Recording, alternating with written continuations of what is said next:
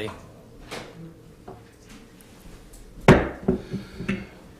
Well, good evening, everyone. It is Monday. No, it is Tuesday, October the 11th. The time is 7 p.m. Welcome to this regular meeting of the Town of Kensington Town Council. And welcome to all those who are joining us online this evening. Also, welcome to all councillors who are present. Welcome as well to our CAO, Jeff Baker, Deputy Administrator Wendy McKinnon, Municipal Clerk Kim Casely, and our Police Chief Louis Sutherland. Welcome, everyone. Before we start, I'd like to acknowledge that the land upon which we gather is the unceded Mi'kmaq territory and is covered by the historic treaties of peace and friendship. We pay our respects to this and to the indigenous Mi'kmaq people who have occupied this land for over 12,000 years, past, present, and future. Councillors, the agenda is before you. We had another piece of correspondence. Did you send that out, Mr. Baker? Oh, you didn't? Are we going? We have another piece of correspondence that just came in this afternoon, which we'll forward to you so we can deal with it under correspondence. Other than that, the agenda is before you. If there are no additions or other deletions or any more additions, I would entertain a motion to adopt the agenda as circulated. So moved by Councillor Gallant, seconded by Councillor Toombs. All those in favor? Motion carried unanimously. Thank you, Council. Any declarations of conflict of interest on any of the topics that are coming before us tonight? Councillor Deputy Mayor Pickering?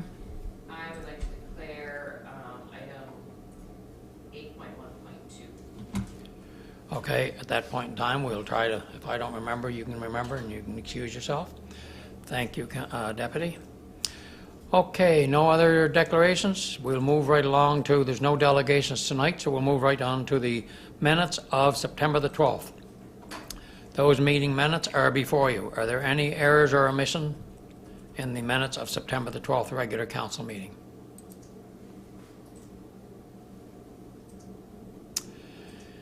Hearing none, I would entertain a motion to adopt the minutes as presented. So moved by Councillor Spencer, seconded by Councillor Toombs. All those in favor? Motion carried unanimously. Thank you, Council. What about the business arising from the minutes of September the 12th? Is there any business arising from September the 12th minutes? Councillor Spencer. Not going on?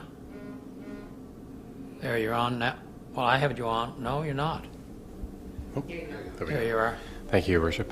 9.11, the dressing room for the Kensington Wall at the Credit Union Centre. I was wondering if we've had a chance to have someone look into that.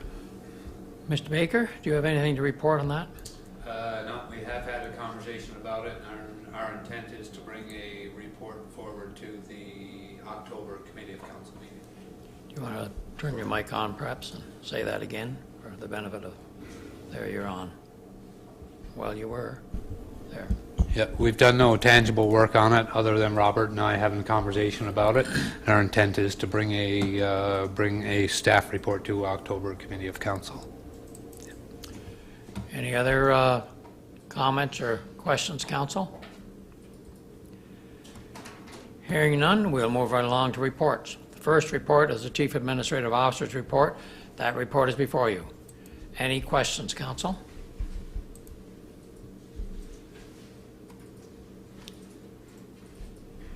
Hearing no questions, I'll entertain a motion to...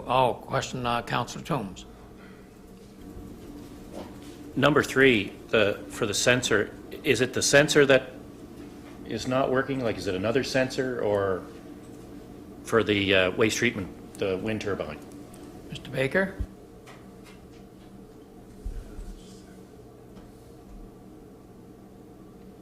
So number 3 is actually to do with the blower system in the aerated lagoon, and so the sensor that's referring to is the dissolved oxygen sensor. So it basically takes regular oxygen readings within the lagoon, and then sends a message back to the blowers to either ramp up, send more oxygen, or cut back, as opposed to our blowers, which have been running really full blast since we lost the initial sensor a couple of years ago. The issue that we're running into right now is finding a suitable location for the sensor. So we did have the sensor out in the lagoon, but it is getting dirty with sludge and whatnot, so it's not able to take an accurate reading. So we put it into the wet well, but we're getting false readings into the wet well because the water kind of drops into the wet well, so which causes foam and bubbles and creates additional oxygen. So we're still working on trying to find a suitable location for it. We hope to have it rectified within the next couple of weeks. All right. I think Councillor Spencer had a question first. Thank you, Your Worship. Number 6, the Woodley Drive sidewalk removal. I'm just curious, the province's plan, is it to have no sidewalk there? So someone coming from the credit union walking towards Tim Hortons would not have a safe spot to walk? I don't understand from this description. Mr. Baker? That is accurate. They would be looking at removing the sidewalk in its entirety and painting a shoulder. So there will be a shoulder in which to walk on as opposed to a sidewalk. That's paved shoulder. Paved shoulder, yeah. Okay. Councillor Spencer?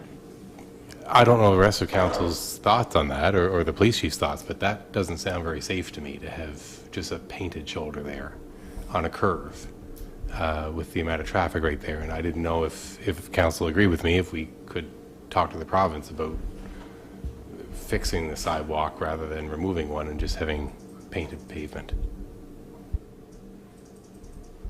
Councillor Gallant? Thank you, Your Worship. I agree with Councillor Spencer. I think we should look into the possibility of putting in a new sidewalk there. Paved shoulder or paved sidewalk.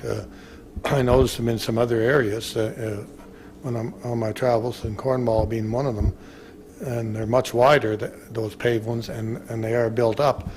I would assume they wouldn't have much more room to make it any wider there if they did pave it. So I would prefer to see a sidewalk as well. I don't know, Mr. Baker, do you have any comments on the sidewalk and how much room there is and where things stand?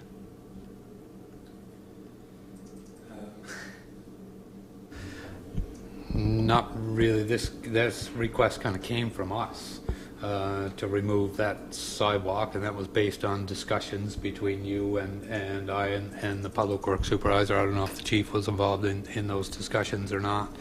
Our thought process behind it was to allow vehicles to be able to pull a little further off the road there while still allowing pedestrian traffic to move about, and that was the purpose of the sidewalk removal. And so it started with discussions around maintaining or maybe replacing that sidewalk. And so again, the thought process was to remove the sidewalk, create a paved shoulder, allow vehicles to get a little further off the road that are associated with the drive-through, and still allow pedestrians room to safely move about in the area. The province has no interest in replacing the sidewalk. That's not to suggest that we couldn't replace the sidewalk. Again, this is not something that the province approached us with. It's something we approached the province with.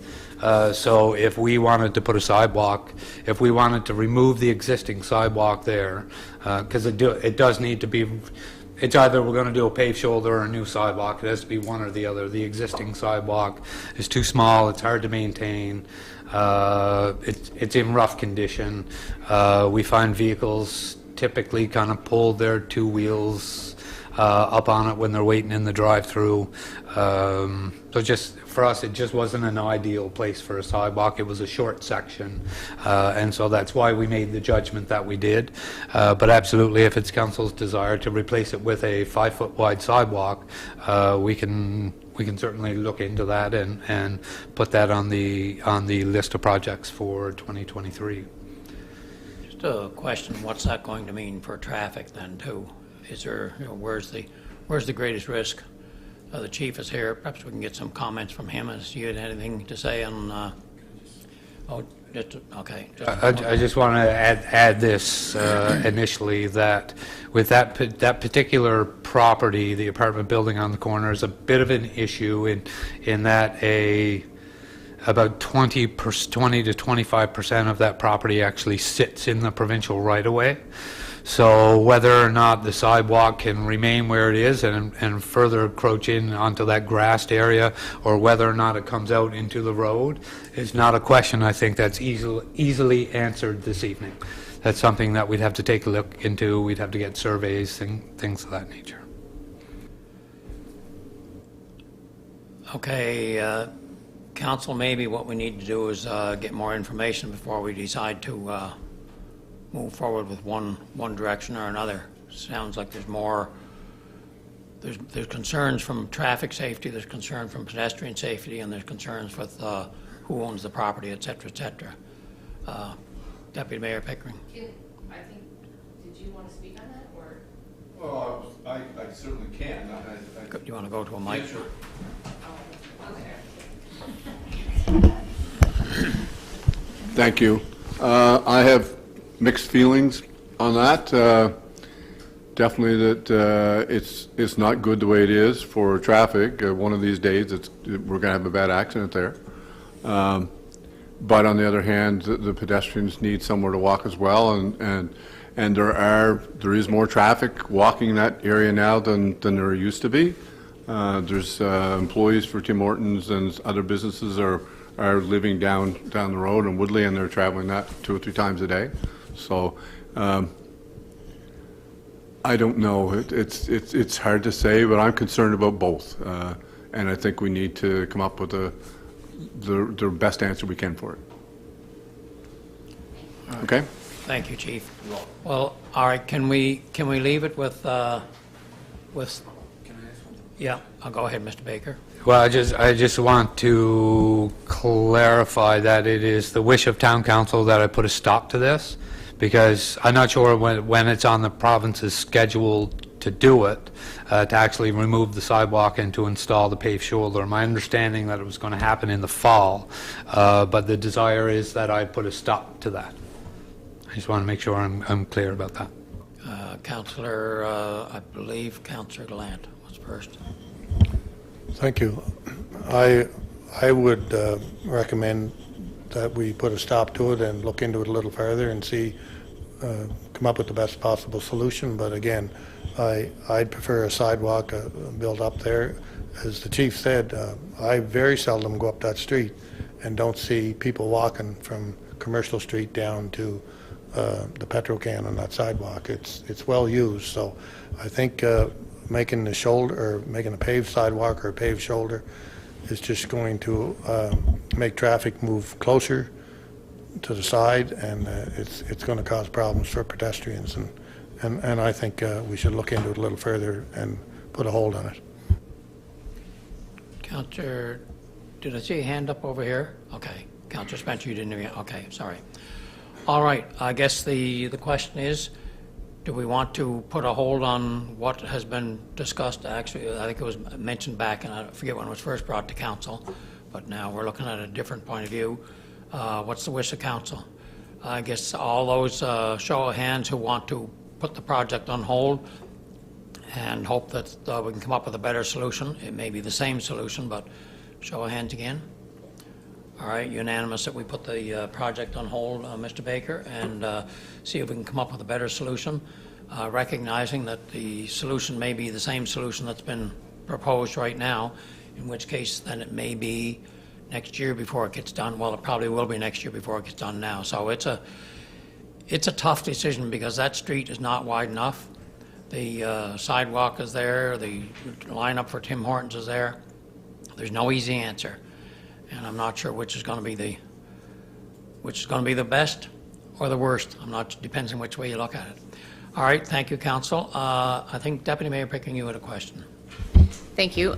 Just to point the 26 item line, I just wanted to say that, to recognize that the town staff are doing a great job, I believe, on cleaning up the branches from the Fiona. So, thank you. Thank you, Deputy Mayor Pickering. Any other comments, questions on the CAO's report? Councillor Toombs? Just number 12 on the old police interceptor. Where are we on disposing of that, or what are we waiting for? Mr. Baker, is that still waiting for some further analysis, or do you have any other comments? Yeah, we've just been busy with other things, and we haven't had a chance to really drill into it between the chief and I. We have had a couple of conversations about it, as have you and I have had a couple of conversations about it.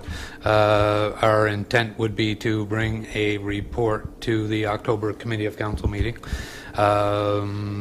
with a recommended course of action as to how we dispose of it. There had been some question in regards to whether or not we could actually dispose of it, just based on what happened in Nova Scotia. And so we've since found out that we certainly can dispose of it under certain conditions. So we'll bring more information to the October Committee of Council meeting. Yeah. Thank you, Mr. Baker. Any other comments or questions, Council?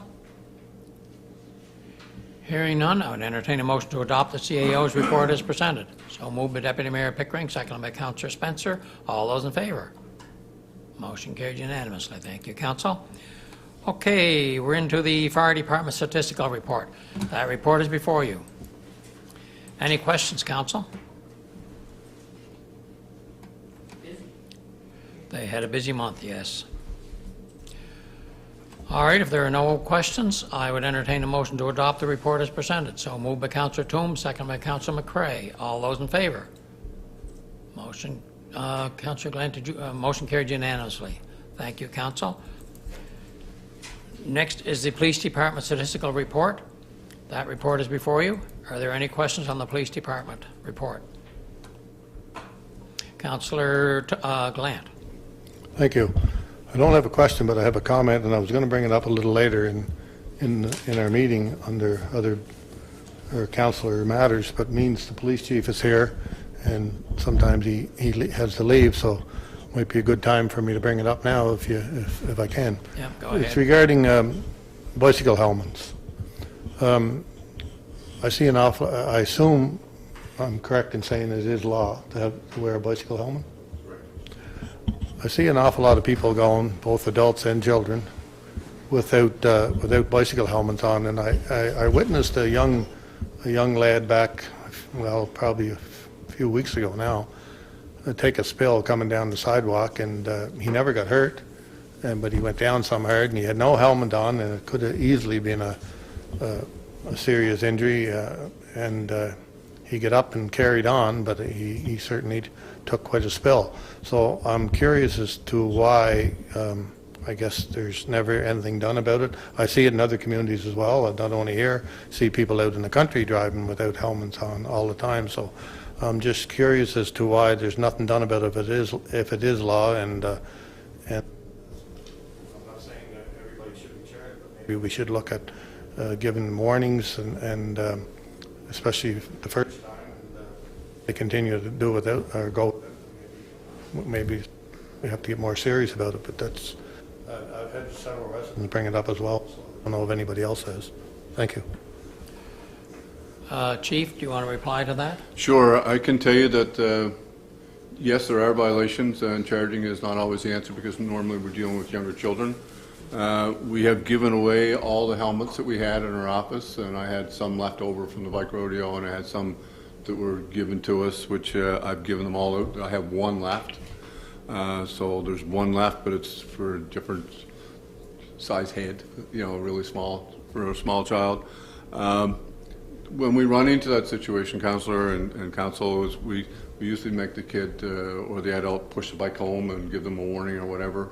And we've been run off our feet this last 2-3 months, and it's not something we can do all the time, but we'll do our best to sharpen up on it. And but as I said, we probably do 3 or 4 a week and tell them to take their bike home. And I just had a young fellow there on Broadway the other day, and he wheeled his bike home and wouldn't get his helmet. It's not that they don't have them, they just don't want to wear them.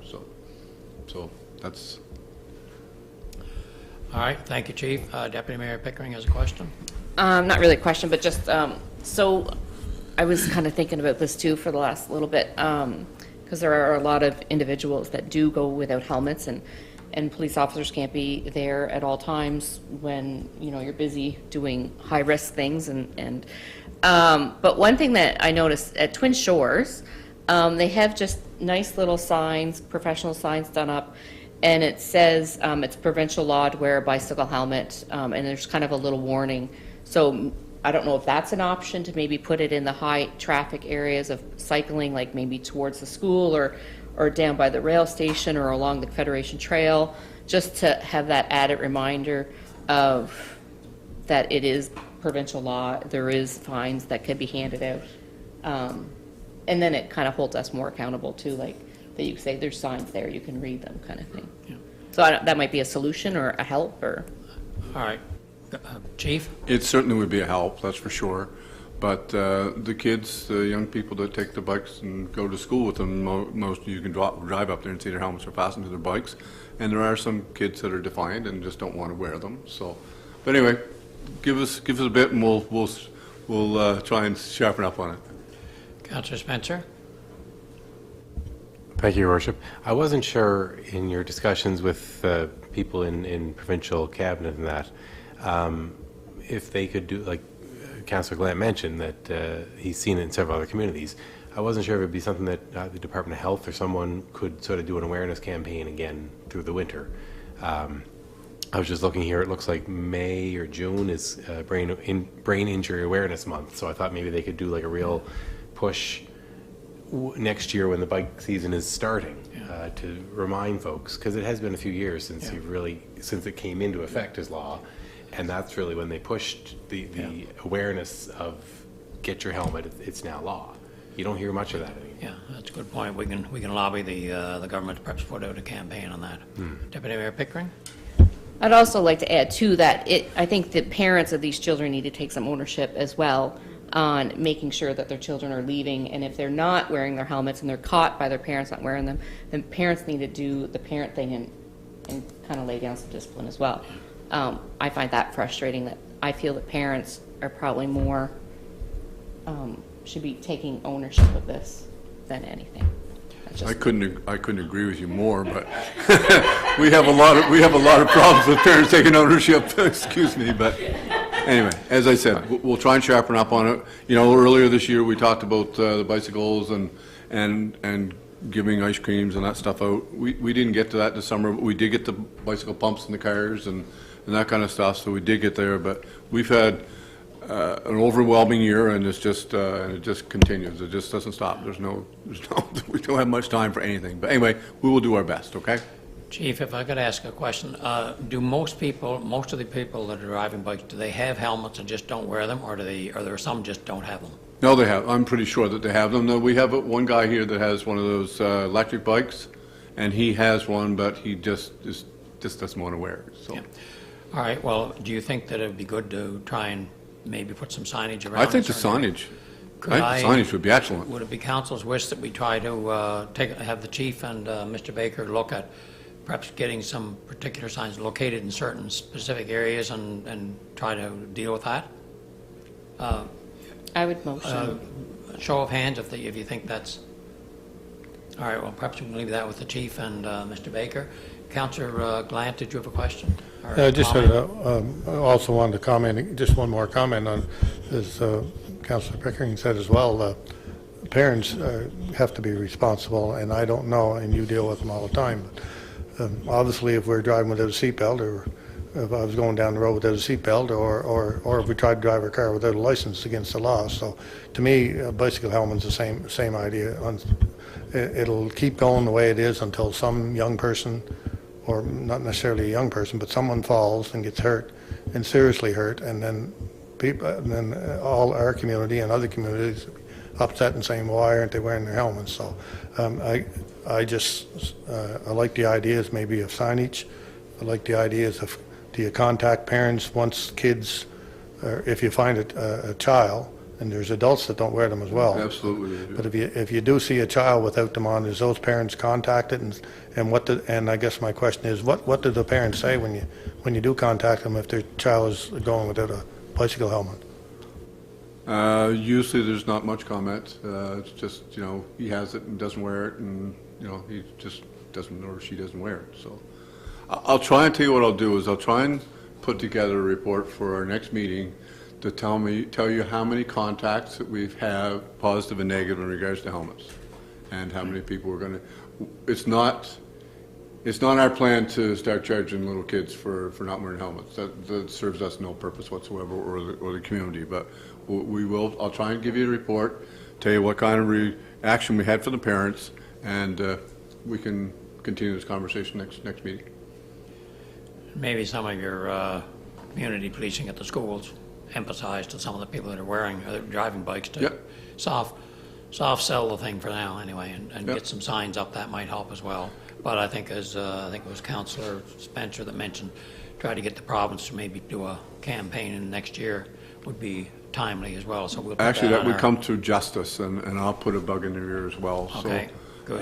And the signage that's down at Twin Shores, is that a sign that they put together themselves?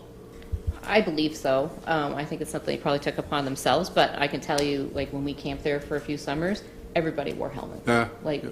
it just wasn't tolerated if you didn't wear a helmet. I'll try and get a picture of that sign, and Mr. Baker I and can probably. What's go that? down- I can probably go down and. If and you're take a close to picture. there, if you would, Yeah. and text it to me and Mr. Baker, that'd be perfect.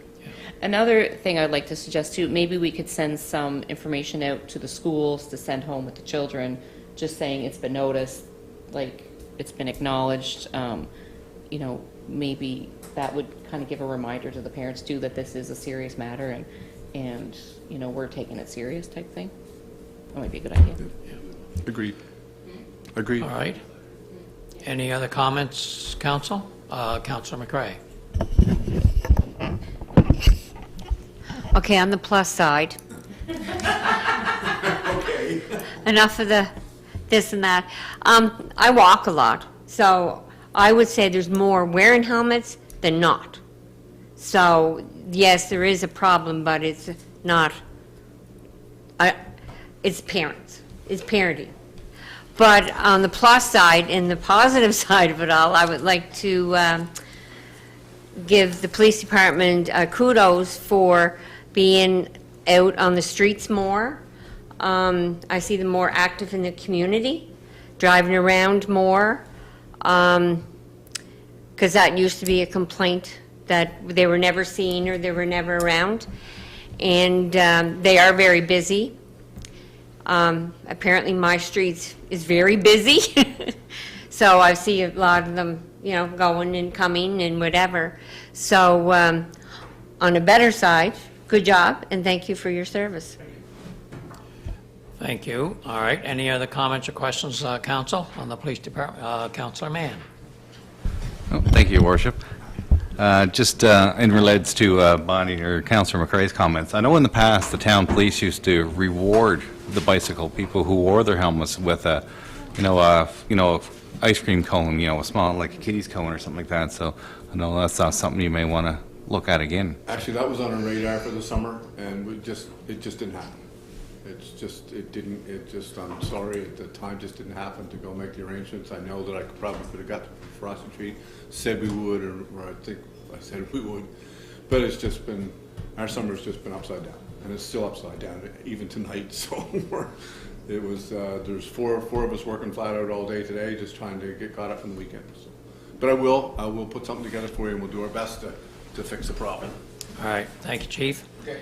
Any other comments, Council? Hearing none, I would entertain a motion to adopt the report. Oh, did you have, you moving it or comment?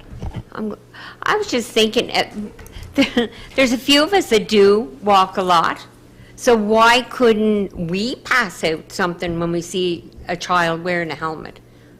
Like, as counselors? Why can't we have, pass out a free ice cream or something? Because I think the police department is more to worry about than, someone wearing a helmet. So why can't we have some in our pockets and pass out and say thank you? Chief, do you have something like that that, I don't. We're out of ice cream season, but I think that I could come up with something. And I like your idea, if council and the mayor are on board with it. It certainly is a plus for you guys too, right? So, Because all 5 of you walk. what was that? All 5 of you walk a lot, I don't. You all 5 walk all the time. all right, well then, Chief, if you do have something, perhaps you can get it to Mr. Baker and we can take a look at that. And, Yep, you know, I know we're heading into the season where bicycles are going to be probably less prevalent as the snow flies, but we still got a couple of months hopefully, or maybe even a little longer. All right, thank you. Council, if there's nothing else, I would entertain a motion to adopt the report as presented. So moved by Councillor Toombs, seconded by Councillor Spencer, I believe. All those in favor? Motion carried unanimously. Thank you, Council. Okay, the next report is the Development Permit Summary Report. That report is before you. Are there any questions on the report, Council?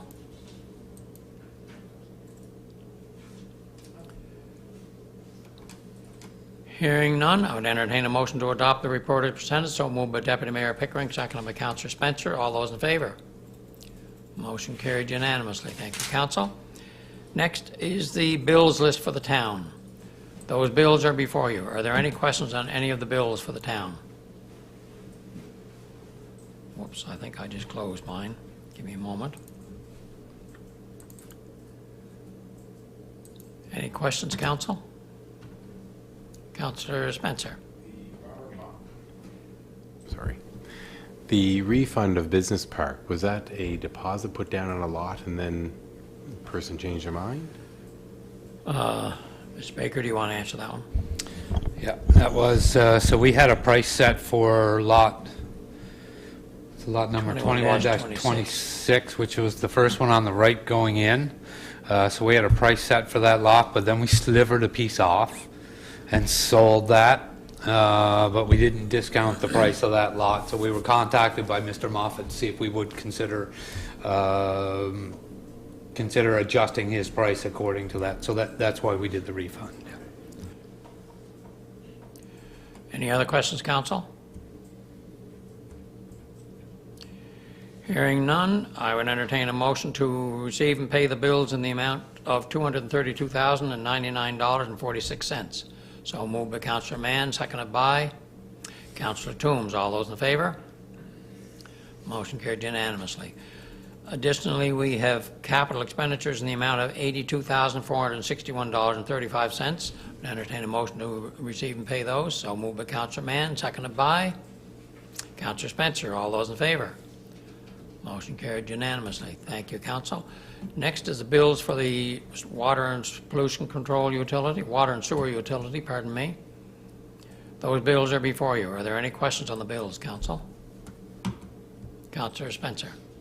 The water and sewer exam fee, have the guys got their tickets now? Mr. Baker?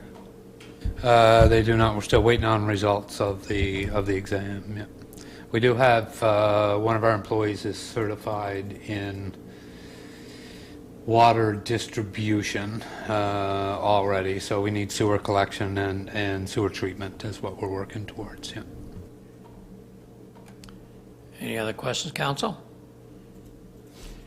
Hearing none, I would entertain a motion to receive and pay the bills in the amount of $27,317.36. So moved by Councillor Spencer, seconded by Councillor Toombs. All those in favor? Motion carried unanimously. Thank you, Council. Next is the summary income statement for the month. That to the end of August. That is before you. Council, are there any questions on the summary income statement?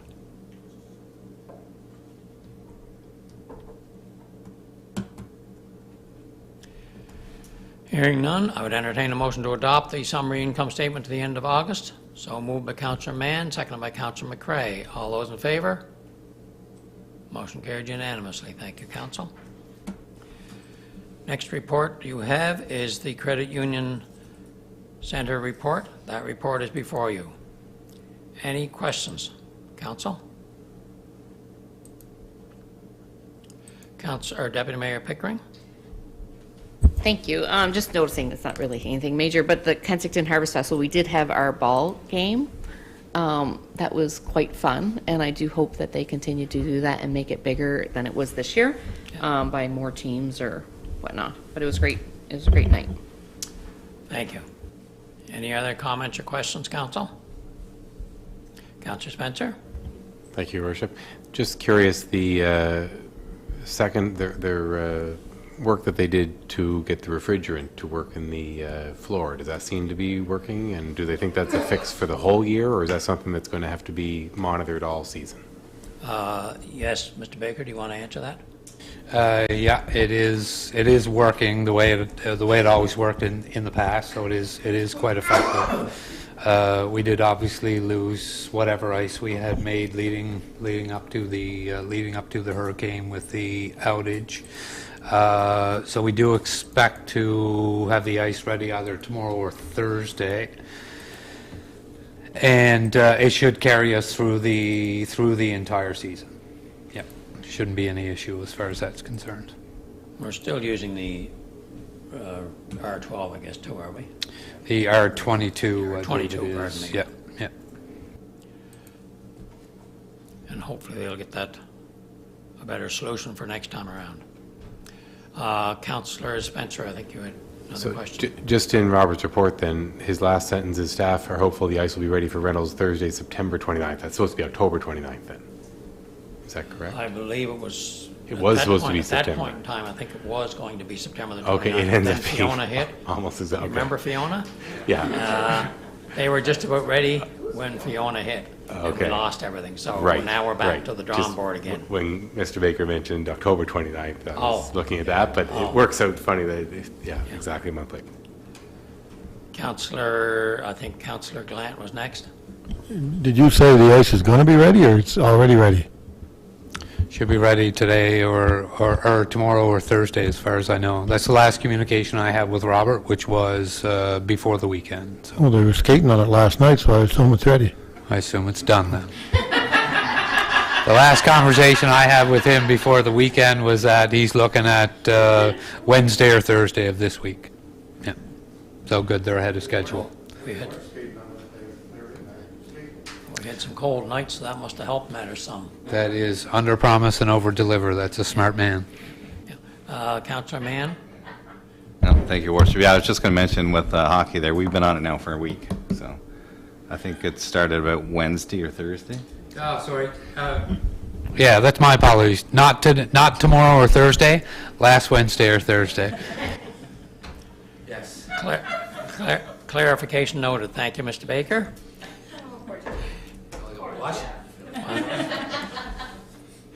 All right. Any other questions, Council, on the Credit Union Center report? Hearing none, I would entertain a motion to adopt it as presented. So moved by Councillor Spencer, seconded by Councillor Toombs. All those in favor? Motion carried unanimously. Thank you, Council. Whoops, hold on a second here now.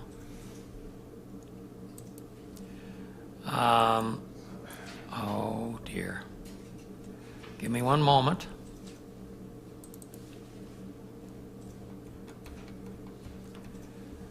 We are now into the mayor's report. That report is before you.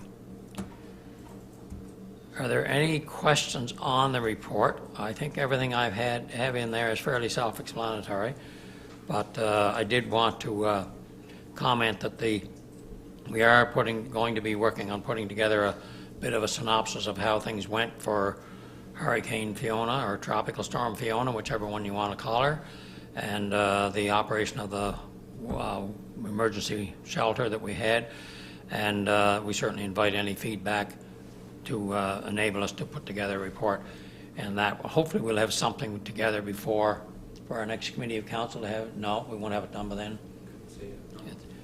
There's a fair amount of work to do, but we do have to do a good, thorough analysis of what went right, what went wrong, what are the expectations for the future, what are the challenges for the future, and we'll be going from there. So that's going to be, it's in our to-do list.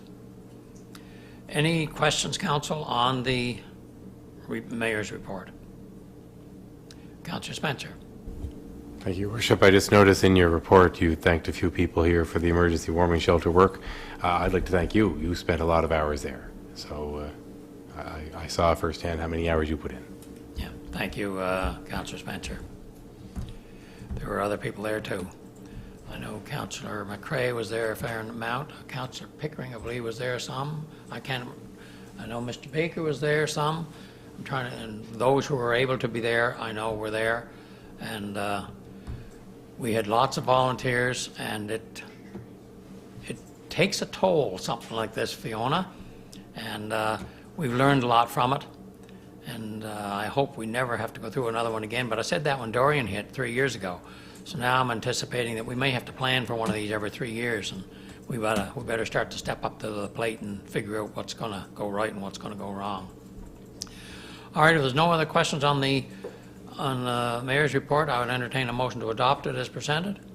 So moved by Councillor McCrae, seconded by Councillor Spencer. All those in favor? Motion carried unanimously. Thank you, Council.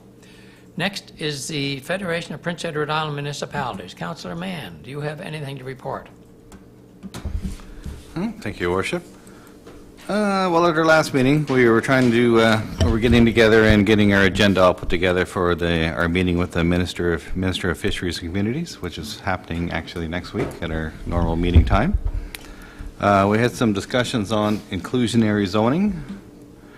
I'm not sure if people don't know what inclusionary zoning is. It's where a builder has to offer, I guess, affordable units at his or her expense. So that would mean like the tenants in the building would be subsidizing the other people. It's working in Toronto, but we don't see how it's going to work in Prince Edward Island very well. So, because the market down here is yeah. So like say the affordable units had to be sold at less than market value, but unfortunately on the other side, it's the other tenants who are paying over market value to subsidize the other units. So it's the same. Yeah. We do it now, but the government gives the developer funds to put the other ones at lower than market value. But in this case, the developer takes the whole hit. So the only way he or she can make up for the under market ones is to put the other ones at over market value. So. Right. Okay, that's interesting.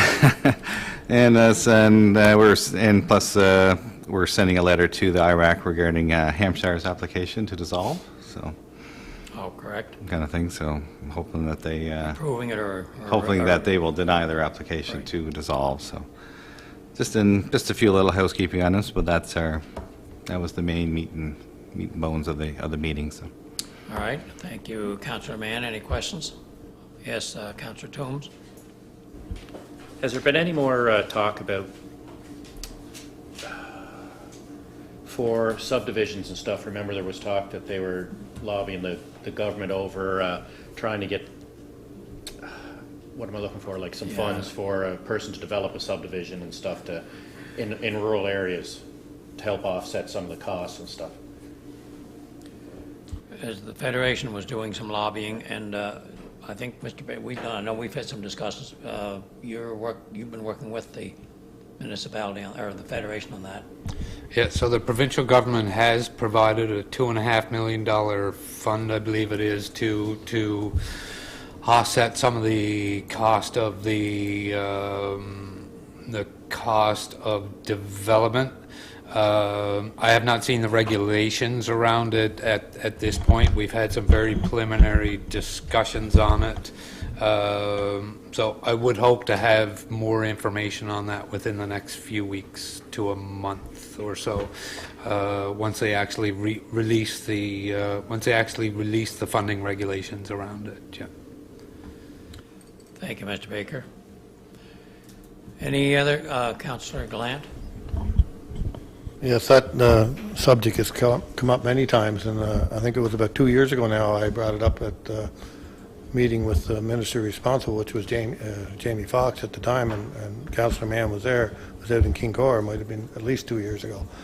And he said he was going to look into it at that time, and I noticed that, got an email today where there's another meeting coming up with Mr. Fox, and I'm hoping to get there, and I'm going to question him on it again, because it's something that he kind of committed to at that meeting, that he would look into some sort of subsidy for developers to help develop lots within municipalities such as ours. Thank you, Councillor Glant. And Councillor Mann? Yeah, thank you, Your Worship. Actually, yes, the Federation is already involved in that. They're just trying to get, like, say, as CEO Baker has mentioned, they're just trying to get the funding requirements. The money has already been transferred to the Federation. And they're the ones that are going to be in charge of it. So they just hiring someone now, and they're going to be the ones that's going to be looking after the program for the province. So it's rolling anyway. So it's just a matter of getting the I's dotted and the T's crossed. Yeah, and just comment as well that I know we've had discussions with the former Minister of Social Housing and the current Minister as well, putting some pressure on that. So we can perhaps provide more information later as we have it. So perhaps if we can just move on that right now. It is something that's been going on. I think the town of Kensington initially made the request of the Federation to lobby this 4 years ago or 5 years ago. I can't remember when. It's been a long time ago anyway. So we continue to push it, and we continue to hope for success, and I know that there is at least money on the table now. All it's just a matter of getting the parameters worked out that are suitable, that meet what we hope it's supposed to meet. Okay, if there's nothing else for Councillor Mann, we'll move on to the Heart of PEI initiative. Deputy Mayor Pickering. Thank you. Don't have much to report.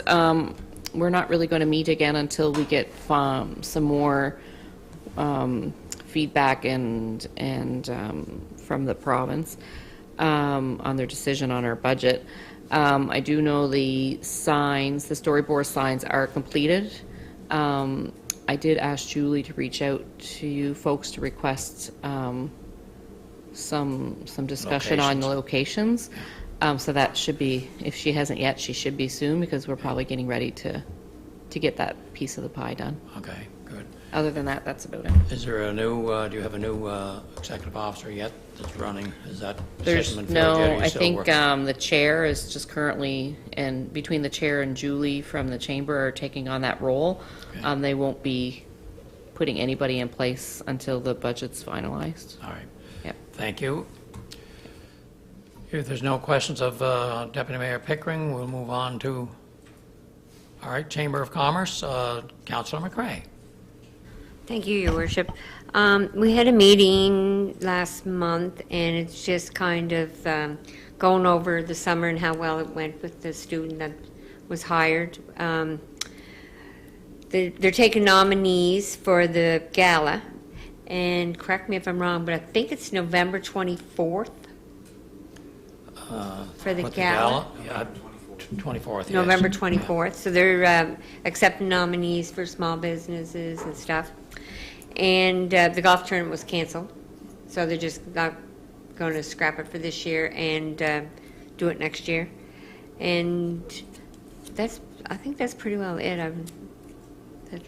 Yeah. Okay. Deputy Mayor Pickering, you have a question? Well, just wanted to add, it's Small Business Week next week as well. So there's a breakfast thing or something at Hello Kitchen, a mixer.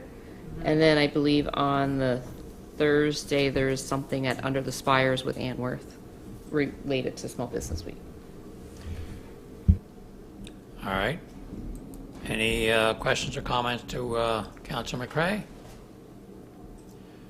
All right, we'll have a wrap-up of the PEI 55-plus games, Councillor Glant. The games went over well. I think we had over 400 attendees. You have anything to report further than Thank you. Not quite a wrap-up yet, but it's getting close. I do have a little report here tonight. The games went over pretty well. I haven't heard any real complaints. Did notice a few glitches myself and Cindy and I in a couple of areas that could improve in the future when they're done again. We are planning a meeting with 55 Plus Society sometime in the near future. Their annual meeting was supposed to be held a couple of weeks ago, but then canceled because of the Fiona? storm, of course, and I think it's being held tomorrow morning in Charlottetown. This time it was supposed to be held in Kensington 2 weeks ago, but as I said, it got canceled, and it's being held tomorrow. I think it's tomorrow in Charlottetown, but I'm not going to be able to make that, and we're planning on getting together with them at some point in time, Cindy and myself and any chair people that want to attend that chair different events, to give them a report or just talk about where it can be improved in the future. I'd also like to say that it looks like our budget is going to be okay. We're right now we still have a couple of bills to come in that haven't been paid yet, and but once they're paid, it looks like we're going to be okay. We're going to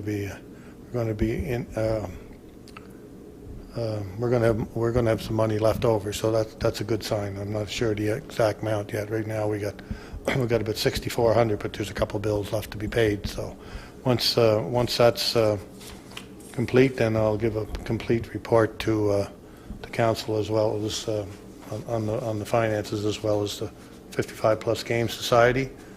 And in closing, I'd just like to take this opportunity to thank all our sponsors. There's several sponsors, major sponsors through them, as well as some in our own community that come on to help out, as well as my co-chair Cindy Doucette and all my chair people, and I don't want to get into mention names because I'll only miss some people, but they all did a great job, and it's hard in the summertime to get together in nice evenings to meet and discuss, and we tried to keep our meetings fairly short, but all in all it seemed to go over pretty good, and like I said, we'll have a final report hopefully by the next council meeting. And last but not least, I'd just like to thank the town for their cooperation, and I think everybody enjoyed the social that we had over at the train station one evening there with some entertainment and so on, and the volunteers really appreciated that, and it was I think it really added to it. So just thanks to everybody.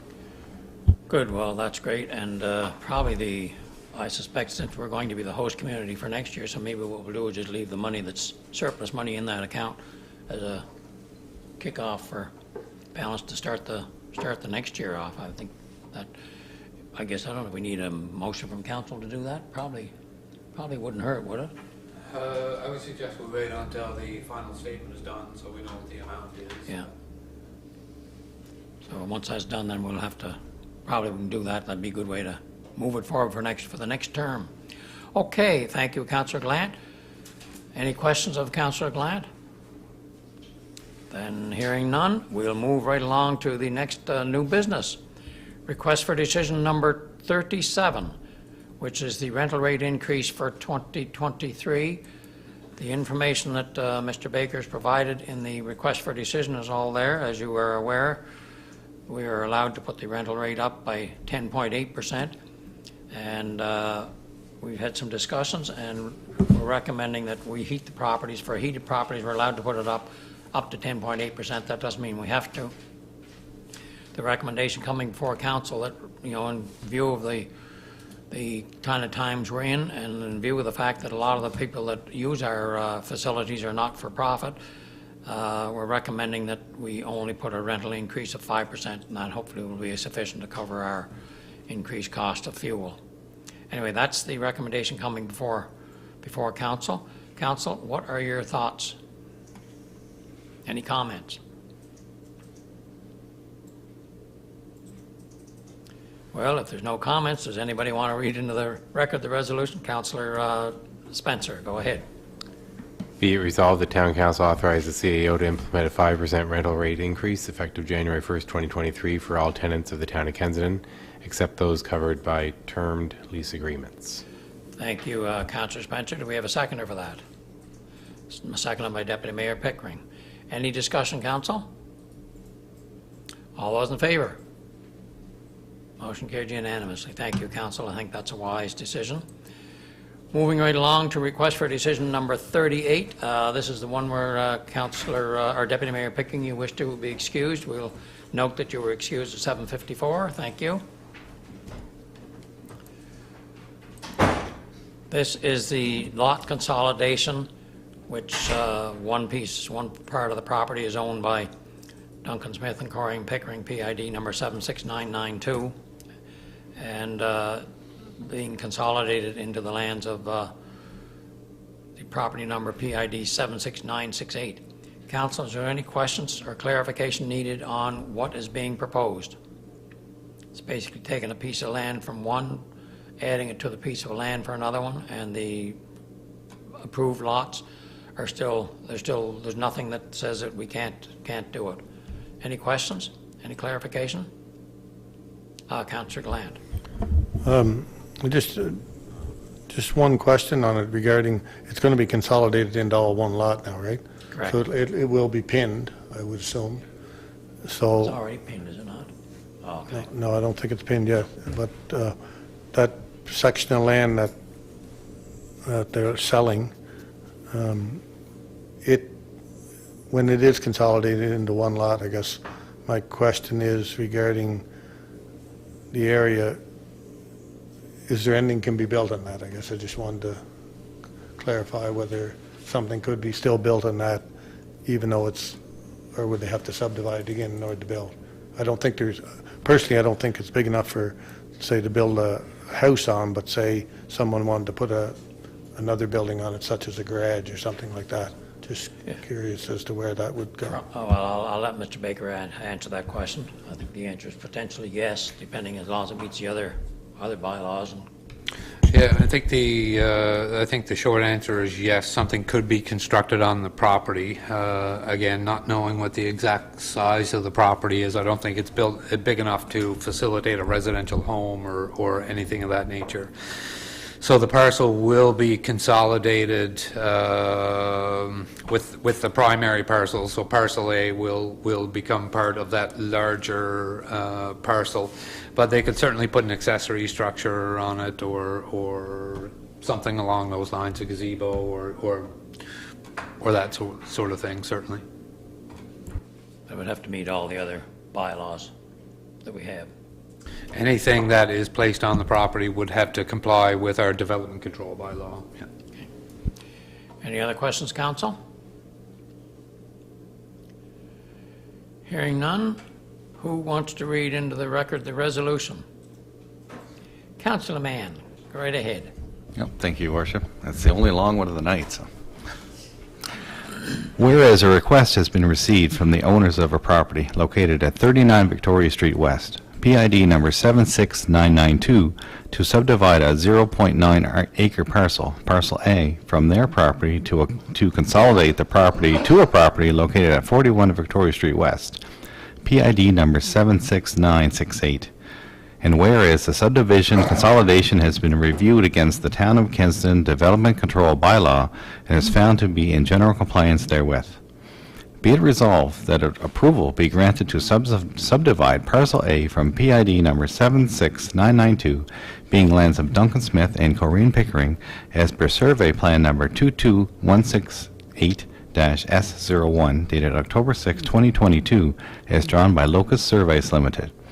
Be it further resolved that approval be granted to consolidate Parcel A to PID number 76968, being the lands of Joseph Steele and Vicky Clow, as per Survey Plan number 22168-S01, dated October 6, 2022, as drawn by Locust Surveys Limited.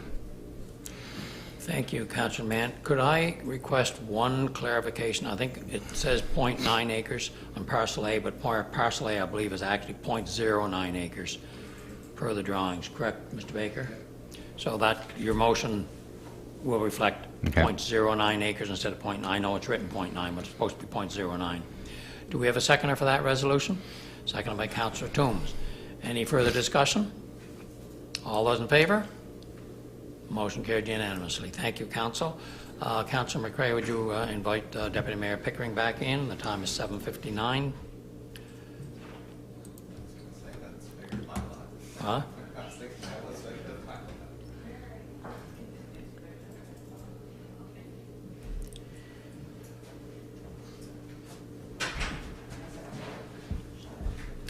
All right. Well, thank you, everyone. We're into other matters, and I would like to acknowledge I have some pictures, some stained glass pictures I'm going to show you here in a minute. And thank you to Bruce McLeod's family. Bruce McLeod was a former plumber that lived in Kensington, and he was also the fire chief for many years. I never knew him as anything but the fire chief and the plumber. Anyway, when his grandchildren, I guess, were cleaning out some of the stuff, and his grandson Blake, I believe it was, had actually found two stained glass pictures that he donated to the town. One is a picture of a fire truck with the Kensington Fire Department on it. Another's a picture of the town crest. I'll show them to you in a few minutes. So I want to acknowledge and especially thank Bruce McLeod and his grandson Blake for the donation of those items to the town. And also I want to thank Linda Whaley, who has, just as you recall, at our last council meeting, we approved a home-based business for a stained glass studio up here on Victoria Street. There was some damage to those pictures when we got them, and she took them and she repaired them, and she's donating the repairs to the town. It's her contribution to make sure that these stay as part of our history. And I'd recommend that we give the picture, the stained glass picture of the fire truck, to the fire department for them to display, and we also hang the crest of the town in a prominent spot in town here. So before I go on any further, I want to show you the pictures. Linda did a great job of repairing them, and there wasn't a lot of damage, but there was enough. I got that right side up. So there it is. So that's one of them. So we'll donate that to the, or give that to the Kensington Fire Department. And here is the town crest. I got it right side out? Yes. Okay, that's the town crest. We'll hang that somewhere here as well in the town hall. So we thank the McLeod family for contributing those to the town, and we also thank Linda Whaley for donating the work and effort into making those pictures as beautiful as they are. That is all the other matters that I had, Council. Do any of you have anything? Councillor Gallant? Just before I get into the couple little items I have, Mr. Mayor, I'd also like to acknowledge Bruce McLeod family. They were my neighbors for a number of years, and Yes. And both Bruce and Georgie were quite the characters. And Bruce was, as you said, a fire chief, and I'm not too sure if he might have sat on council at one time too. I'd have to check that, but it would have been a long time ago. I think he did. But anyway, they were great neighbors and great community people, and they were always coming up with different ideas, and used to have a nice fountain in their yard up there with the lights and the water going in the summertime, and many times we'd walk by that at night, and the fountain's still there, but unfortunately it's not being used anymore. But that type of thing is the things that they really enjoyed and did, and it's good to see that. My couple items here tonight is on the sidewalks on Pleasant Street where the new development's going. I noticed, I assume it's the driveway for the new development where the sidewalk is all being cracked now. They're driving in over it, obviously, to get in. That will be lowered, I would assume, at some point in time into a driveway sidewalk. Is that the case there? We will ask Mr. Baker if he knows the answer to that. Yeah, so prior to that development began, I'm not sure why they did it this way, but when the developers made an application for the access permit, the province did actually come in at that time and lowered the sidewalk for them. So it's kind of putting the cart before the horse a little bit, in that they had cement trucks, all sorts of vehicles driving over this brand new piece of sidewalk, and of course it's tore to pieces. So we have had a conversation with the developer, and the developer is going back to the province of PEI to have discussions about who's going to be responsible for replacing that section of the sidewalk. I can tell you for certain would not be responsible for that is the town of Kensington. Yeah. Okay, thank you. Hopefully that'll be taken care of. And also on the same area, actually, and the other development, which used to be the Catholic Church property, which was sold, and we changed the development for that. Maybe I it came through council, but did he put an application in to extend that driveway and make it wider as it is there now? Because the driveway is being extended in width-wise, and it's now above the sidewalk, and they're driving in over the sidewalk and that as well. You mean the driveway into where the parish used to be? Is that the one you're referring to? Yes. I'm not sure, Mr. Yeah, Baker. I'd have to go back and confirm for sure, but I believe, yes, the expansion of that driveway was brought before council for approval, yeah. Yeah, I seem to recall it was because it was something to do with you needed extra parking spaces required, and I believe that was a requirement on council's part to have that, but like Mr. Baker, I forget what the final outcome was now. It may have been approved through the development permit process when the development permit actually came through for approval, yeah. I thought it was, but I guess my question is now, with it being there, it's fairly high, and the sidewalk was never lowered there for that extra driveway to go in. So I'm wondering, it's now going up over the sidewalk and in, so there's quite a slope there. So I'm just wondering if there's going to be something done to lower that at a later date, and the former driveway or the other driveway that's there is just pavement. There's no sidewalk goes through that area, and now it's just crushed asphalt for his new driveway, but it's going over the new sidewalk there as well. The sidewalk hasn't been lowered, is that what you're saying? Can we leave that with Mr. Baker to do some follow-up on then, Councillor? Thank you. Anything further? And my other concern, or I guess it's not really, well, it is one of mine, but it's also been brought to my attention, is Victoria Street East, right up here where the apartments are. There's a couple of cars there, and I'm sure the chief can recognize this one. There's one car that's there pretty well all the time, and it's usually sticking out onto the sidewalk by a foot or two all the time, and it's only a matter of time before, again, some kid or somebody on a bicycle hits that, becomes a problem there as well. This is one just up the street here. Okay. Chief, do you have a comment on that, if you want to? Actually, I was at that residence tonight just before the meeting. Two of us were. There is issues there. I will do my best to get that vehicle out of there, but it wasn't blocking anything tonight. He's just been recently charged by us for a number of things. He's going to retain staying there at the apartment, though, apparently. But we'll get that vehicle out of there. It's unsightly, so we're good to go with that, I'm sure. So I was going to just mention that tonight anyway, and I just forgot. So I'll get that out of there. It doesn't look good, I agree. And there were some marijuana plants growing in front there. We got them out of there as well. So. Yeah, I believe at the time when we approved that, I think we insisted that the street not be used for street parking. I can't remember, but it seems to me I recall that that was one of the requirements for that that property. So it was. Okay, thank you, thank you, Chief. Yep. Okay, any other questions, Council? Councillor Mann. No, thank you, Your Worship. I'm not sure I don't know if anyone's been talking to Island Waste Watch, but I know like the recycle was canceled. Everyone still has it out, and it's been out for 2.5 weeks now.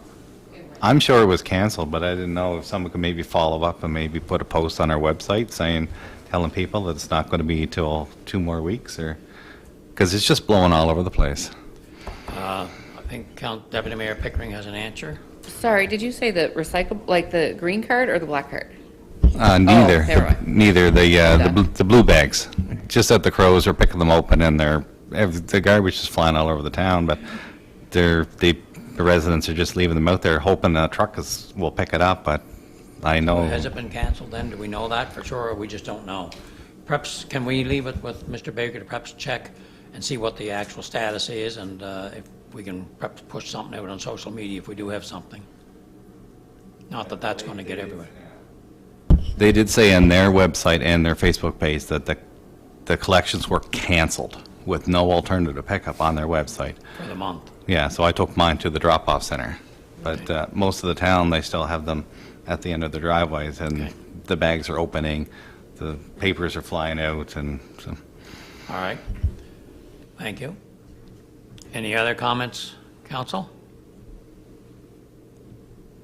Okay, we'll move right on to correspondence. Correspondence, the first item of correspondence is, do I have it here?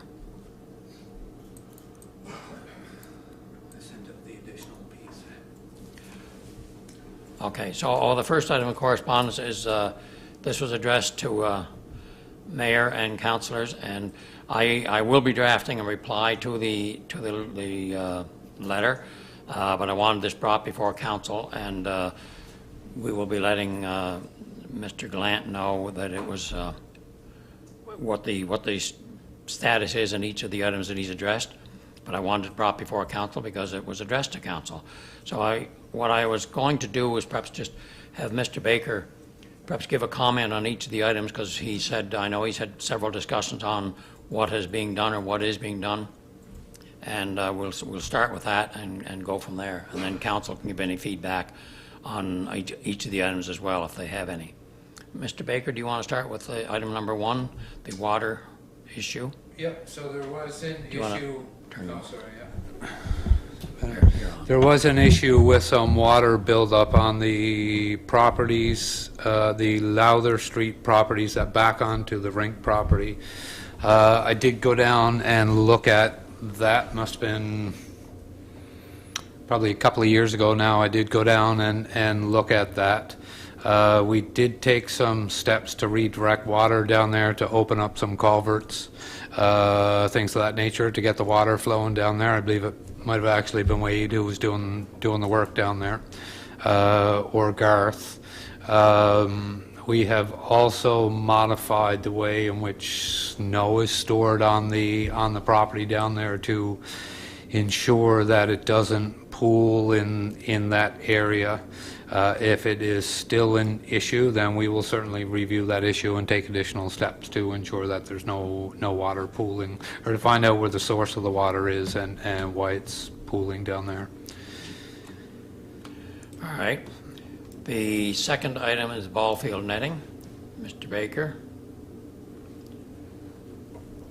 I guess, just as a comment, I'll start. I did receive a verbal request from Mr. Gallant on that.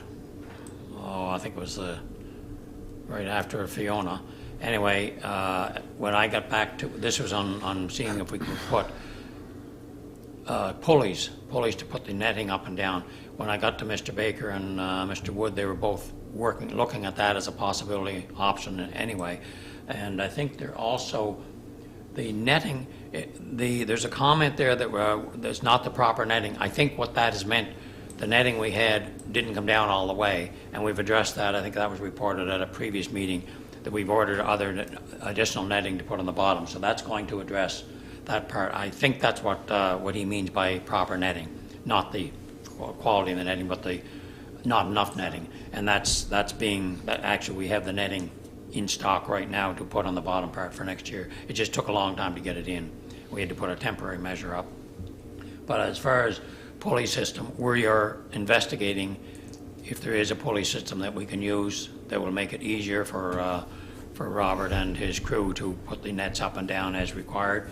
And do you have any other comments on that, Mr. Baker? No, we are certainly trying. The contractor has been good to us. There's no question. There's certain times of the year where it's been delayed in getting them out. We are looking at a pulley system. It's a little bit difficult because they're actually in 3 to 4 different sections, so we don't know if we're going to need 3 pulley systems or 4. Anyway, we're doing some research into that to see what we can do. I would agree with you that I think what the author of the letter intended was that maybe that the netting didn't extend right to the ground as opposed to not being the proper type of netting. And we agree with that. That's why we ordered new netting, and unfortunately, not new netting, we ordered additional netting, but it didn't come in until the season was basically over. Anyway, but the pulley course- system may or may not work, depends on what, we haven't found one yet. Yeah, we haven't found one yet. We went in to look at Summerside's, and Summerside actually doesn't use a pulley system either, I don't believe.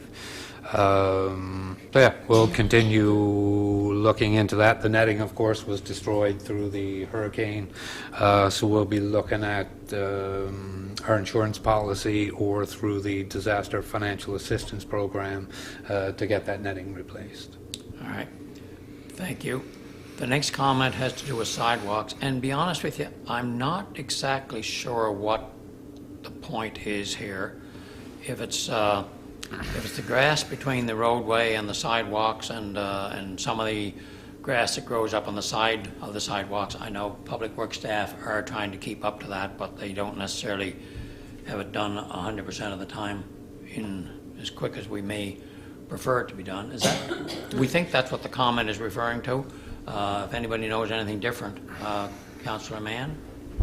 Actually, yes, at the 55-plus game, he was mentioning about it. What he was talking about was, yeah, the grass that grows between the sidewalk and the street, Yeah. and the grass that grows between the sidewalk concrete planks, like concrete, so, you know, you got a pad, grass, pad, grass. Oh, the joints. The joints. Concrete joints. The concrete joints. The older ones were slabs and have grass growing, but the new ones are all one continuous pour. Okay. Yeah, so, I mean, my comment on that would be that we do put great effort into keeping that grass cut and trim to the point where we extend in on private properties at times, just to make sure that the main thoroughfares coming into town look clean and tidy. It's a challenge. It grows up quick. We've looked for permanent solutions, how to get rid of it in entirety, but unfortunately, any municipality with sidewalks, this is an issue that they deal with. So again, we'll remain diligent around it, and we'll cut it as quickly as we can. All right. And item number 4 is actually the same as item number 5. Mr. Baker, do you have some comments on that?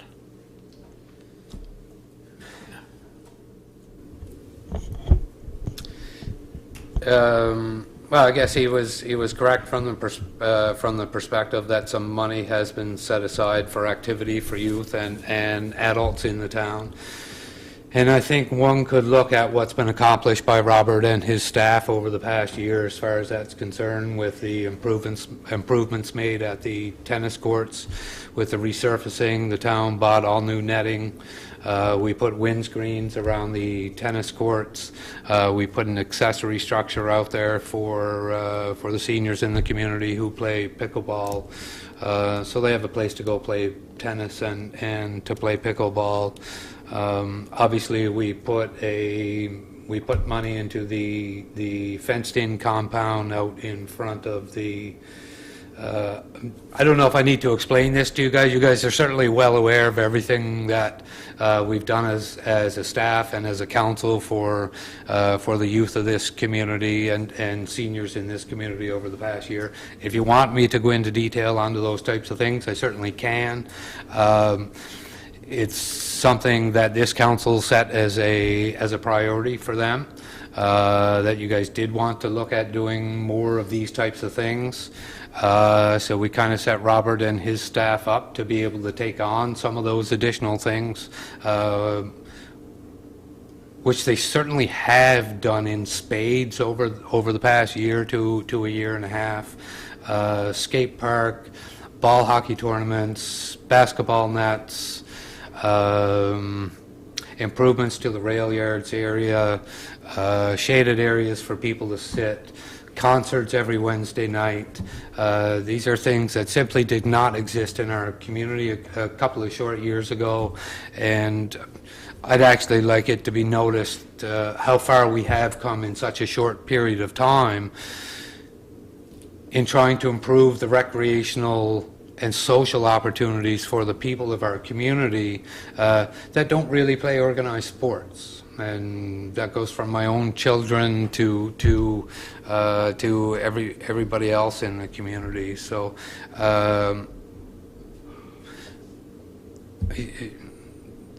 Yeah, I'm not sure what else to say to that. I guess he's correct from the perspective that we won't ever stop working on improving these types of things, but yeah, I'll leave it at that. Councillor McCray. I just want to add to what Jeff was saying there.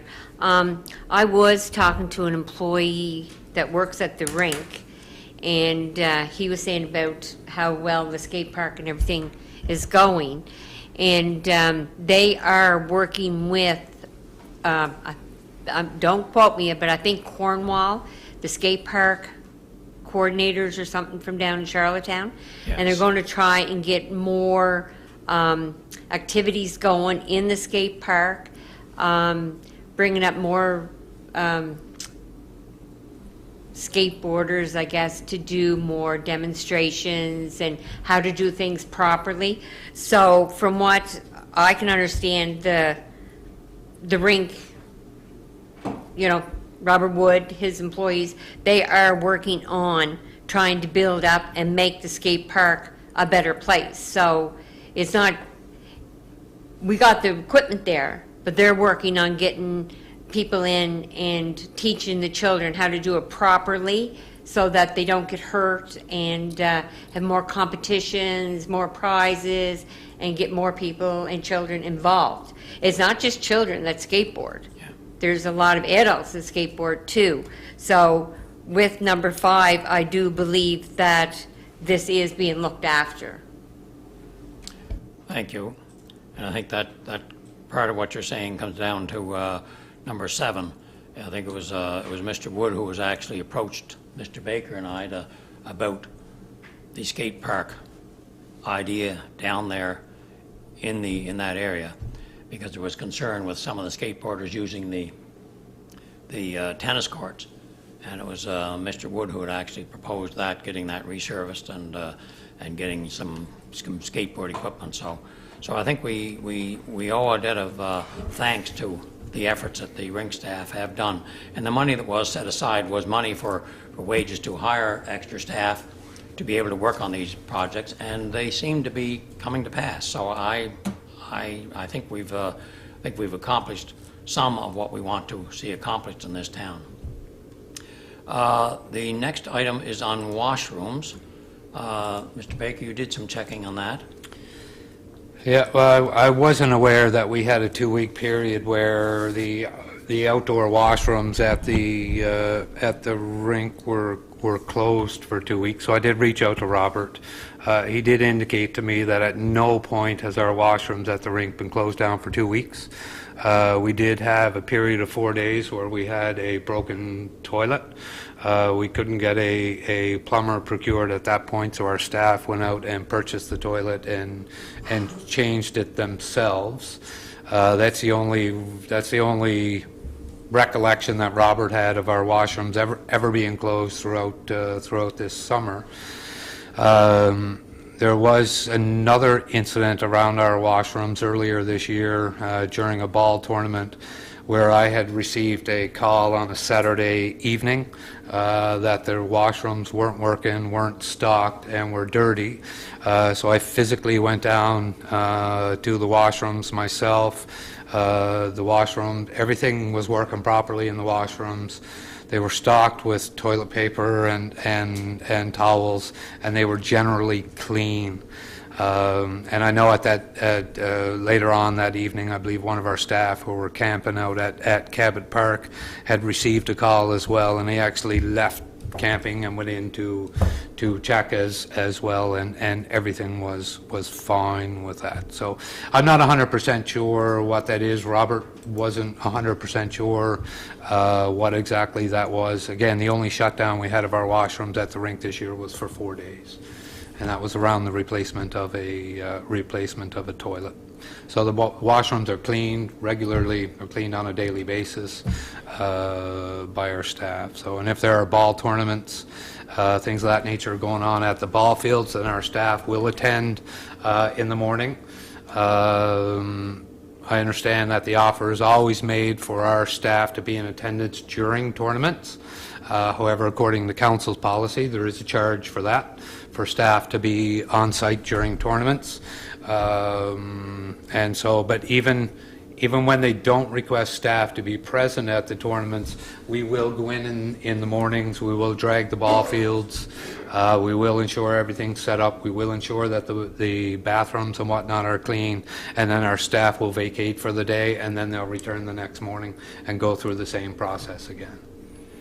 There was one comment made where Robert had mentioned that he'd had reports that the toilets were plugged and weren't working, so they attended and they just merely flushed the toilet and that was it. It wasn't plugged, it just hadn't been flushed, so, you know, I don't know what you do with something like that. Anyway, we will address this email, or this letter, and respond accordingly. Any comments, or, because I think we've covered number 7, I think I mentioned that one when Councillor McCrae was talking. Any other comments or questions or feedback, Council? Councillor Glant. I'd just like to mention on the number 1, or wait until we get to it here.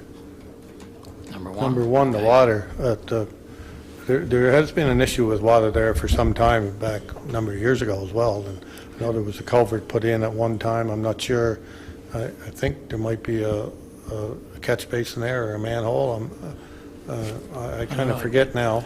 Mr. Baker, you may have Somewhere along there where that roadway is at the end of the rink that goes up to Stewart Street.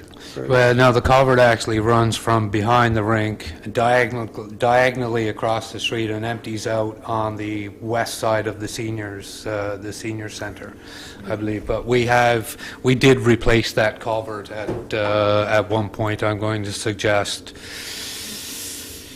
5 to 7 years ago, somewhere in that time frame, maybe we did replace the culvert down there, but certainly since that time we have gone back there, made attempts to redirect that water, again, change the way that we stored snow down there. We will go down and review the area again when it is wet and determine it, if there's a grading issue or something like that down there. I believe a part of the issue at that time was the eavesdropping on that side of the rink as well. So we'll go down and take a look at it, and if there's things that we can do to reduce the buildup of water down there, then we'll certainly do it.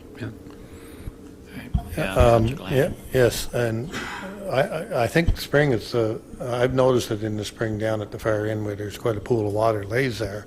I've seen that myself because I'm there weekly with propane, but just on that as well, if we could check while we're there, on this end of the rink, at the Fitplex end of the rink where the door is there and the exit door that comes from the rink on that side, if you went down and looked, you'll notice, and I noticed it again the other day, there's some stuff piled there, but there's also a hole probably 2 to 3 feet deep right along the rink itself. And to me, that's going to cause us problems in the future if there is water laying there, even if it's coming from the other end. It's going to get in underneath the foundation of that rink and maybe eventually cause problems even for our ice surface, because there is quite a hole all along there, and all that stuff may have to be cleaned out of there and some shale or something put in there and get that filled in there, because there is quite a hole. I just noticed it again the other day when I was there, and I meant to mention it before. But all right, Mr. Baker has that noted. Follow up. All right, Deputy Mayor Pickering. Thank you. Just his last note here, though, it's not numbered, but he did say something about the fire department and his suggestion on staffing. All right. Oh, actually, that's not a bad idea. Whether this is the time or not, I think that's something that has to be considered by the fire department, by the difference, not only just the county of Kensington. It's going to be obviously a cost to the town of Kensington, a cost to the what do they call them? Zones 1 to 5 and the Malpac. It may be something that needs to be looked at. Whether now is the time or not, I guess it warrants further evaluation and further discussion. And at this stage of the game, I think our comment would be, yeah, worthy of thought. What's the right answer? What's the cost? what's the need? We need to get a lot of feedback from the fire chief as well, what the needs are, what the job would entail. Is it a full-time, is it a part-time, is it whatever? There's a lot we don't know about that, other than, yeah, worthy of further thought. That's about where we hit upon today, I think, Mr. Baker, wasn't it? Yeah, I think there's certainly as things progress with respect to the operation of the fire department, things become more administratively intense. Obviously, we passed some significant policy documentation over the last 3 to 5 years as it relates to the fire department, which certainly has put a lot more administrative demand on the fire chief and the deputy fire chief. I have had some initial discussions with the fire chief over the past year in regards to whether or not that's something that he deemed as something that we should look at. And so we've just not progressed it beyond that point, but I would agree, I believe it's worthy of consideration at minimum on a part-time basis, maybe to start. But again, I think some analysis of the tasks and the administrative requirements around that sort of a position should be looked at before we make a recommendation to move forward on it. Did you have your hand up first? Yeah, I think just had she a question. So is there other fire departments that do have paid staff? Charlottetown and Summerside. Okay. As far as we know, So I don't know other- if there's any other ones other than Like that. other large districts? Okay, Yeah. thank you. I think they have, I don't know what they've got but I think they do have at least a paid chief, and they might even have some paid firefighters as well, so. Okay, thank you. Councillor Gallant? Yes, I'm not sure that they do have someone paid at those particular fire departments for sure. I'm not sure what their role is, the ones that are paid. But it is a good thought, and as Jeff had mentioned, something to look into, whether, and we may even want to go further than administration, if at some point in time council and the fire department decide to do that, would maybe hire someone that would be at the fire department, not only for administration, but for a number of other things, because these are volunteer fire department, or firefighters, right? So they're once they come back from a fire or come back from any type of incident, they got to go, most of them got to go back to their jobs, if not all of them. And it might be something to look at in the future, not only from, as I said, from an administrative area, but also have someone there that's looking after the building and cleaning trucks and cleaning equipment and all that sort of stuff, you know. And I think if you looked into it, Summerside and Charlottetown have that sort of person, and, you know, keeping the trucks up to date, keep them clean, all that. It really might be something to look into in the future from the whole big picture of it, right? Thank you. Deputy Mayor Pickering? Thank you. Can you refresh me on what their honorarium is annually? The fire chief gets $1,500, I think it is, and the deputy chief gets $1,200, and each of the firefighters get $1,000. It might be something to consider for the next council or whatnot, with the increase of more calls and the paperwork and everything, that we might want to consider increasing their honorarium, just to help. Yeah, we did increase their honorarium just about 3 years ago or 2 years ago. What was it? Well, maybe it's longer than that. I mean, it was when we put in the new operations manual for there. I'm not sure when that was. I believe that was in 2016. The honorarium for a firefighter, I believe, when I landed in Kensington, was $400 a year, I think. It was, yeah, it wasn't much, that's for sure. But it's I guess the bottom line is it's something that we always have to continue to look at and evaluate, and that's certainly something that the next council maybe want to take a look at considering as well. Yeah, because they do take a lot of time away from their family, and it's a very important role. Yeah. Thank you. Councillor Gland? Just one other comment, Your Worship. Also, I think I'm correct in saying this, we're the third largest fire district in the island, maybe? I'm pretty sure that's what we are, but we're, if not the third, we're definitely one of the largest. So when you take in all the districts, and they have their annual meeting every year. That may be something that you could talk to the fire chief about, and I know they have an annual meeting every year, which we normally attend, and it might be something that could be brought up at that point in time and talk to all the other areas that are in our fire district and as to what we might do in that area. I think in November each year, we're supposed to be sitting down and meeting with the other districts before we start our budget process and review any of the upcoming things. So that could be something we want to have a discussion with them at that point in time, see if there's any appetite for, well, maybe not an appetite, but need. Get some feel from the rest of them. But we'd have to put the case together as the town. It's our fire department. We'd have to put the case together and the justification, rationalization, and why, and what's required. So there's not something that's going to be easily done, but it's still something that probably should be done. So we'll put it on our to-do list. Mr. Baker, what do you think? On there. Well, good. All right, Councillor McRae. I just had one thing that's very disturbing to me is with number 6, the washrooms.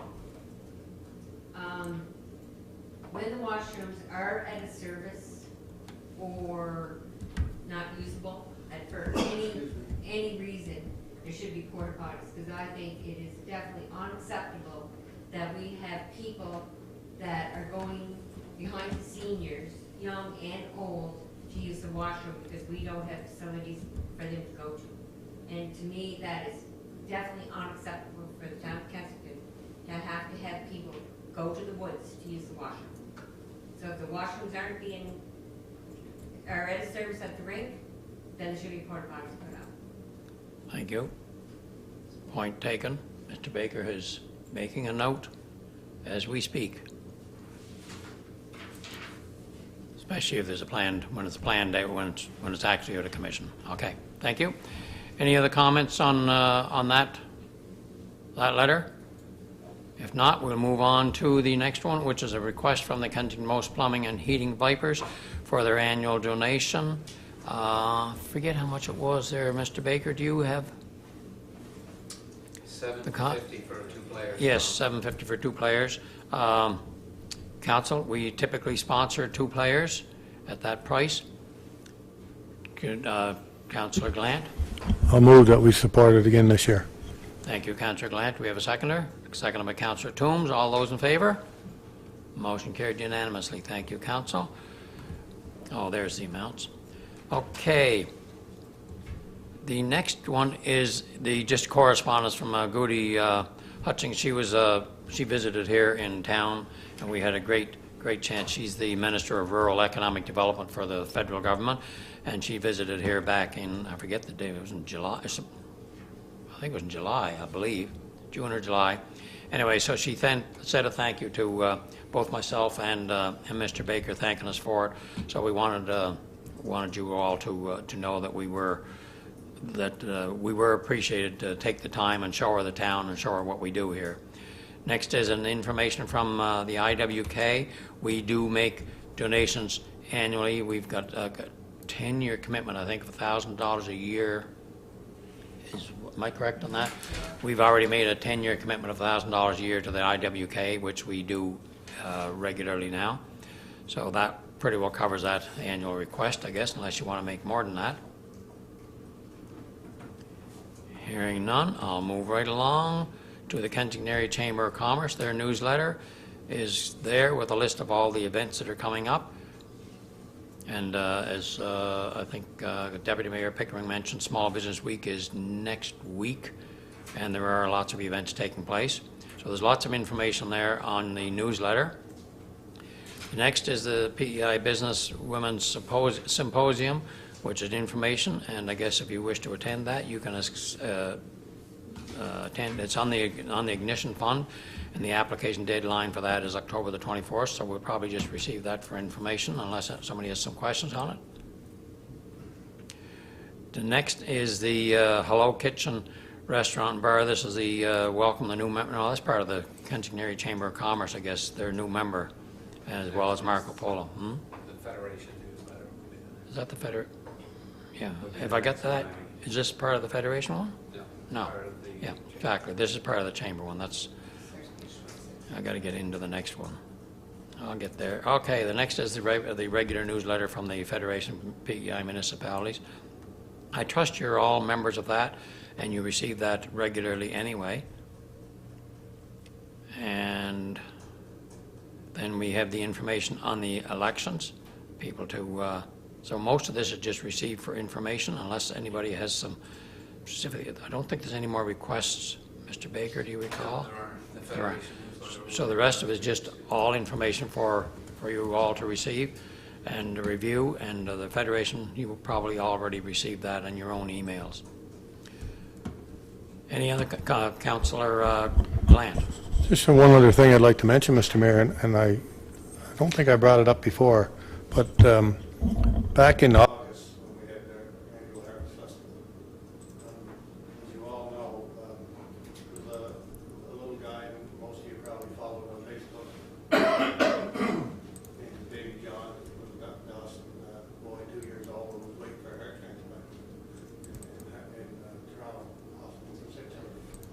And anyway, back in August, we had the Harvest Festival road race, as well as I arranged for the chip wagon to come from Cavendish Farms, their support, and also want to mention the town's support as well, because we took the funds. Oh, yeah, sorry there. Councillor Glant, would you start over, please? Word for word. No, what he's talking about is important information, so Councillor Glant, go right ahead. I just want to bring to attention, to council's attention about Baby John, who just received his heart transplant, by the way, at Toronto Hospital. And back in August, during the Harvest Festival, we had a fundraiser for him, and I brought it to the attention to some people who helped me with the Harvest Festival road race, and they thought it was a worthwhile cause. Usually, we don't take that money for any sort of fundraisers, because there's so many areas it could go. But this year with that, and I follow that regularly on Facebook, and it just broke my heart. Most nights I couldn't read some of the stuff that was being said when a little guy, 2 years old, is crying for water and he couldn't have water. So with that, we decided to have this fundraiser and use the funds from the road race to go towards him, as well as other money we raised, some at the ball game and some just with donations. And anyway, we were able to come up with $1,800, which I presented to his grandmother. She come to my house and I presented to her with that money. And but I just wanted to mention to council that he had his heart transplant. Unfortunately, someone else, is not with us because of that. And he seems to be getting along really good. But it's really, I just wanted to bring it up and thank council and thank everybody from the town that supported that initiative. It's just a way to help them out, and I know my prayers are with him every night and still are. So it's really nice to see that he's up and going and looks like he's getting along pretty good. Thank you, Councillor Glant. Councillor Spencer, did you have something? I just didn't know if everyone had a chance to read through the entire IWK portion of the correspondence, but page 14 of our correspondence, we actually have a couple fine-looking folks from the town of Kensington pictured, and they mention our 10-year commitment in there. Yeah, thank you for drawing that to our attention. All right, if there's nothing else, we'll go into the additional correspondence which came out this afternoon, and this is the request from the Kensington Chamber of Commerce to be to support the one of the awards. We started last year supporting the award. What was it? The Citation of Service Award, and we were the sponsor for the initial one, and they're asking us to consider being sponsor again, and the cost is $1,000. We did the same thing, did that last year. Council, do you wish to sponsor the Citation of Service Award? Or it may not be the Citation of Service. It's the Volunteer of the Year is what they're hoping. They're asking us to be the Volunteer of the Year award this year. Do you want to turn on your microphone, please? Yes. Thank you. I would motion that we support it in $1,000 to sponsor the volunteer of the year. Okay, thank you. Do we have a seconder for that resolution? Seconded by Councilor McCray. Any discussion? All those in favor? Motion carried unanimously. Thank you, Council. I believe that is all of the correspondence. Okay, for those who are watching at home, we now have to go into what we call an in-camera event, and that's where we have to shut off the live stream, and you won't be able to see us for a while. And once the meeting is over, or the in-camera is over, then we'll come back onto online, and we'll be closing the meeting. So if you want to stay tuned, we will be back. But before we go into it, I would entertain a motion to go into in-camera under Section 119D of the Municipal Government Act. So who would like to make that motion? So moved by Councillor Toombs, seconded by Councillor McCray. All those in favor? Motion carried unanimously. Thank you, Council.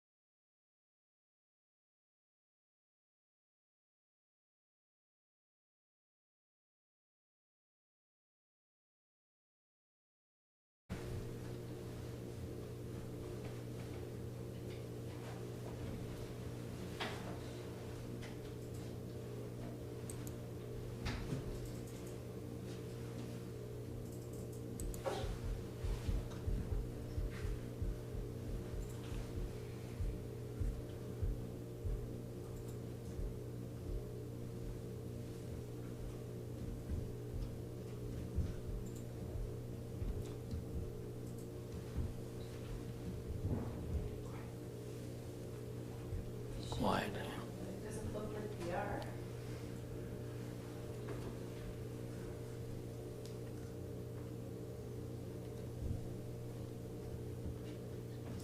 Are we live streaming now? Okay. All right, looks like we're back online. Welcome to all those who are listening from home.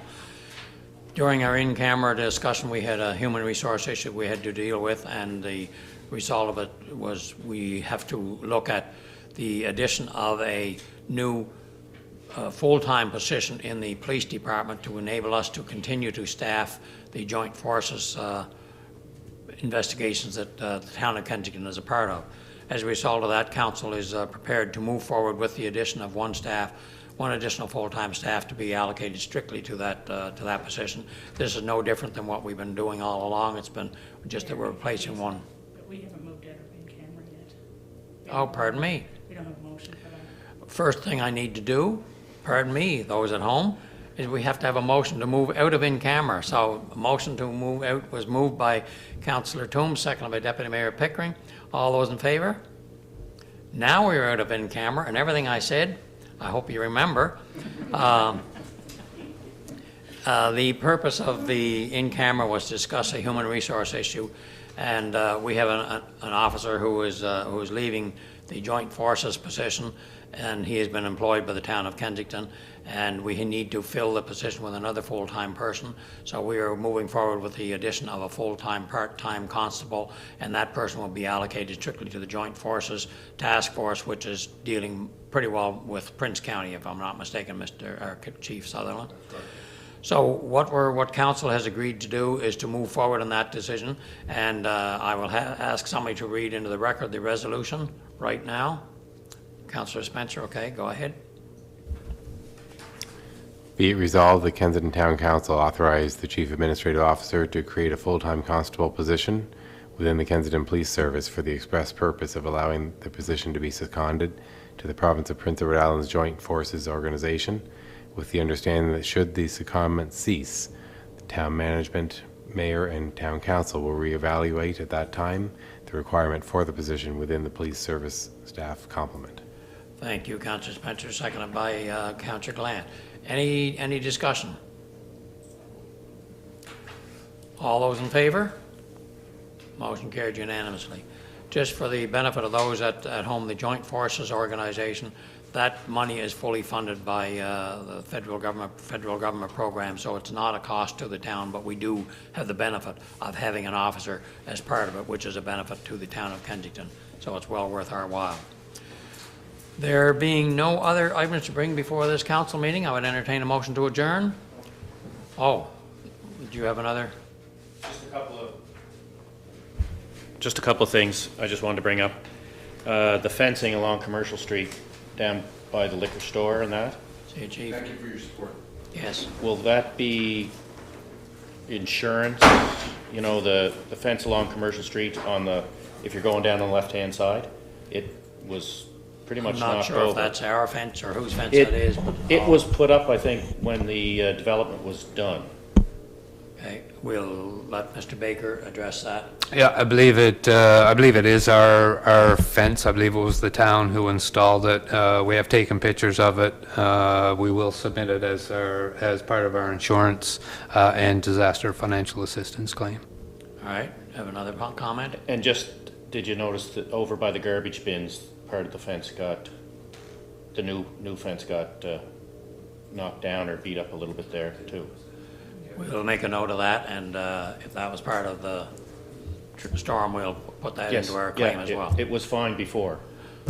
Okay, there being nothing else to bring before this town council, I would call for a motion to adjourn.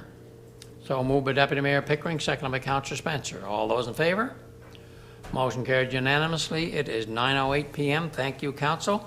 Thank you to everyone who was listening at home. And hope you enjoyed everything that took place. See you next month.